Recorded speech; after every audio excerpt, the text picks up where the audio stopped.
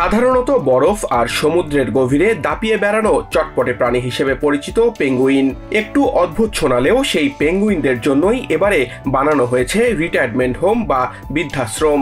বয়সের ভারে নুইয়ে পড়া এই প্রাণীদের নতুন ঠিকানা এখন বোস্টনের নিউ ইংল্যান্ড অ্যাকুরিয়াম, যেখানে তারা তাদের জীবনের শেষ দিনগুলো রাজার হালে কাটাতে পারে।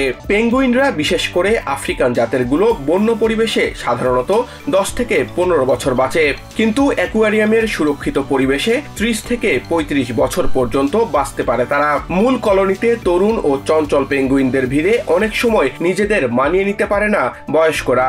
সমতল ও মসৃণভাবে নকশা করা হয়েছে এই রিটায়ারমেন্ট হোমের। রাখা হয়নি কোনো খাড়া ঢাল।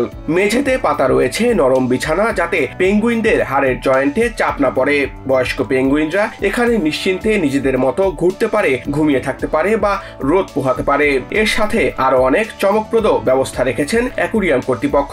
বয়স্ক পেঙ্গুইনদের বাতের ব্যথায় আরাম দিতে দেওয়া হয় আকুপাংচার ও ফিজিওথেরাপি। তাদের পায়ের যত্নেও বিশেষ খেয়াল রাখা হয়। কিছু পেঙ্গুইনের দৃষ্টিশক্তি ঠিক রাখতে প্রতিদিন চোখে দেওয়া হয় আই ড্রপ। কিডনির সুরক্ষায় দেওয়া হয় বিশেষ খাবার।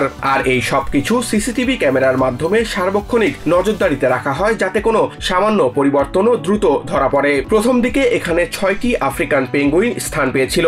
34 বছর বয়সী বোল্ডার্স, 32 বছর বয়সী ল্যাম্বার্ট, 32 বছরের হার্লেকুইন, 31 বছরের ডারবান, 29 বছরের আইসিস এবং 14 বছরের ডায়ার। অ্যাকুয়ারিয়ামের সবচেয়ে বয়স্ক পেঙ্গুইন 35 বছর বয়সী গুডহোপ ও তার সঙ্গী 23 বছর বয়সী সেন্ট ক্রিক্সও এখন এই অবসর নিবাসের বাসিন্দা। পেঙ্গুইনদের শারীরিক অবস্থা ও আচরণ দেখে নির্বাচন করা হয় কারা এখানে থাকার সুযোগ পাবে।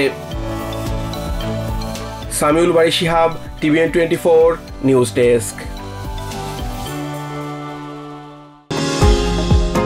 নিউ ইয়র্ক থেকে সম্প্রচারিত TVN 24 টেলিভিশন বিশ্বজুড়ে বাঙালির কণ্ঠস্বর।